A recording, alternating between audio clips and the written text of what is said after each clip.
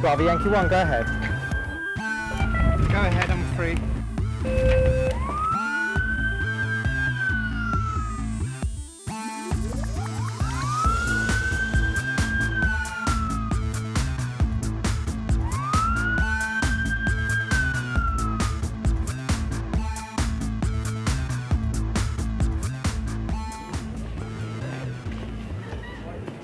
The City of York attracts an average of 4 million visitors from all over the world each year and is one of the most visited cities in the UK. However, York's medieval streets are not suitable for modern traffic, with many routes inside the city walls causing problems for emergency services. The Yorkshire Ambulance Service has a target response time of just 8 minutes, which in cities like York can be hard to meet. York's Life Cycle scheme was founded in 2001. Its response units, specially adapted bicycles, allow them to respond quickly to patients around the city centre where most vehicles find it difficult to access. David Milne has been a paramedic for 8 years and a member of the Life Cycle unit for just over 3.5 years. York has a lot of one-way streets, a huge pedestrian eye zone, apparently one of the biggest in Europe. It's a heavy traffic town around the inner ring road. It's difficult to navigate in a main ambulance. For me on the bike, it's easy. I can get pretty much anywhere and I'm very rarely more than 3 minutes to any job. Hello. Hi, this is Sam. Hi Sam, I'm David, paramedic. Take you falling off a ladder, mate. Fellow cycle paramedic Sarah Gallagher completed her cycle training at the same time as David, but has been working as a paramedic since 2003. We've got a team of 8 people at the moment. We all work on ambulances or on cars as well, so we all sort of do a bit of it all. We run throughout the year, sort of all day, every day. We do tend to do some nights, particularly around New Year's when we know there's going to be a lot of people. Bike tries as much as possible to stand crews down when it's not required for the patient to go to hospital. It's about getting there quickly, trying to assess quickly and get as much done as quickly as possible prior to crew arriving. It was funded by charity and through the Rotary Club, I believe, and that was during its trial period. The Trust has seen the importance of the bike and it's funded through the ambulance service. The bikes are donated by local shop Cycle Heaven and are modified to deal with the large amounts of equipment carried by the paramedics. We've got lights and sirens. We also reinforce the rear wheels just because they're pure weight. We have most of the stuff that an RV, one of the cars, would carry. Keep an oxygen cylinder, fluid, glucose, stethoscope, observation equipment, test for blood sugar, blood pressure, measuring your blood oxygen levels, a defibrillator, thermometer, oxygen masks, bandages, dressings, tape. It does all fit in here, but it's like a jigsaw. Went to a job, I think it was in an office block, and someone said, "Oh, I'll lift your bike over a barrier," and I was like, "Don't try and lift it. You'll never carry it." And he's like, "Yeah, no, I'll leave it."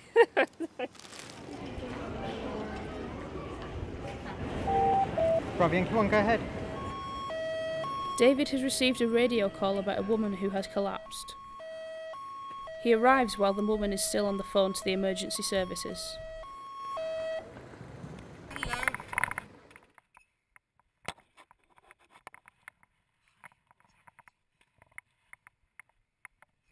Take time, nice and steady.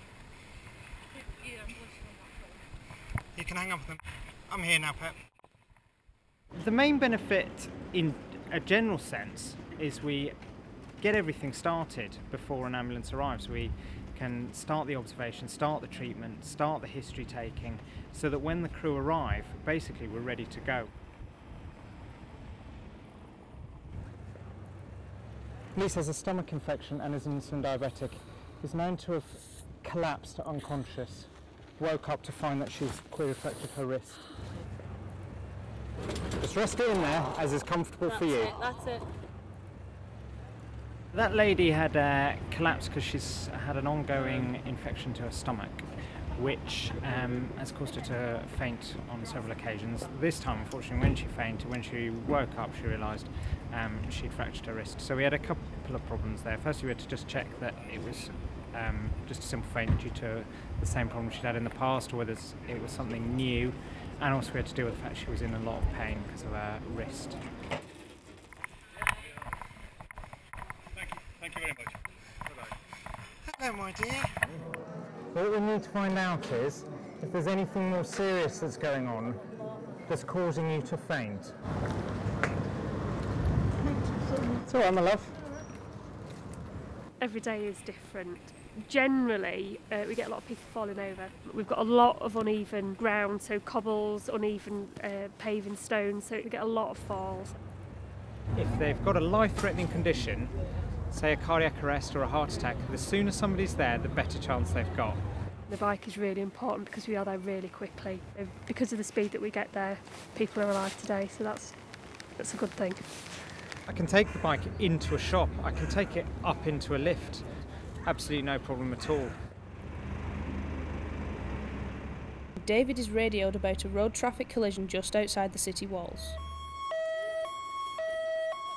He does not know what condition the patient is in, so must arrive quickly to assess the situation.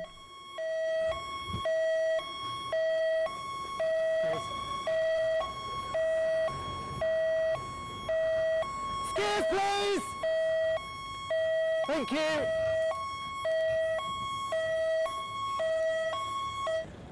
Who was on the bike? The lad in the hedge Thank you. bottom there.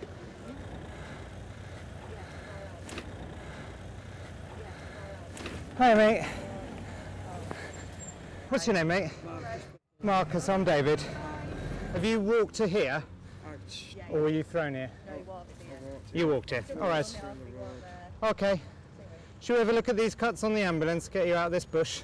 I really don't know what to do right now. I don't know Just... what Let's to do. get out. The lady that I had an accident yesterday because I was going to go get my back tyre done now because I've got a bald back tyre and obviously I can't stop very well, and that lady, there was a car in front of her, so when they pulled out I was like, oh, it's okay for me to go, and then she started to pull out. It's a bit damaged, mate. I'll leave you with it, man.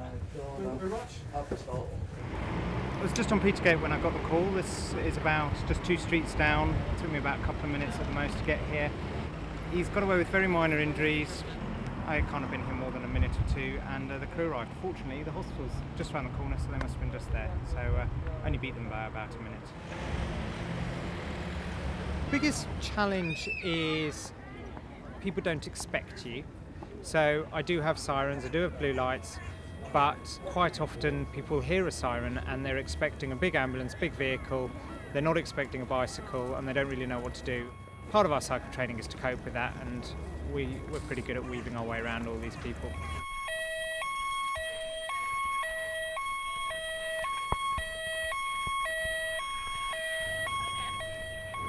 You will get the odd sarcastic remark. There will be people that will laugh, there'll be people that will jeer. You often hear them shouting Nino behind you, but you get used to that. You're in your shorts and they think, who are you and what are you doing here? But they're in the absolute minority, and 99% of the time everyone's completely behind you. They're always a little disappointed when I turn up, because a lot of them like the men in the shorts and they're always gutted when it's me. We're also environmental. We're not all driving around in diesel vans. In an ambulance, you're in a vehicle, in a cab, and you've got that sort of barrier, whereas on your bike, there's just me and a bike and I'm walking around the city. People can come up to me, talk to me, ask me questions. It's great to have a face for the ambulance service out in the public eye. You're a part of the York City community. And it's obviously healthy, keeps me fit. We're looking to the future really of what we can improve and how we can improve our patient care to the people that we see. There is a place for us, and there will always be a place for us. We've been here 10 years, we've been here a long time, we can build on the work that we've done. I think the more time goes on, the more people take it seriously and realise the huge benefit that it can give to the community. I hope we continue just to be seen in the city centre and do the job that we do.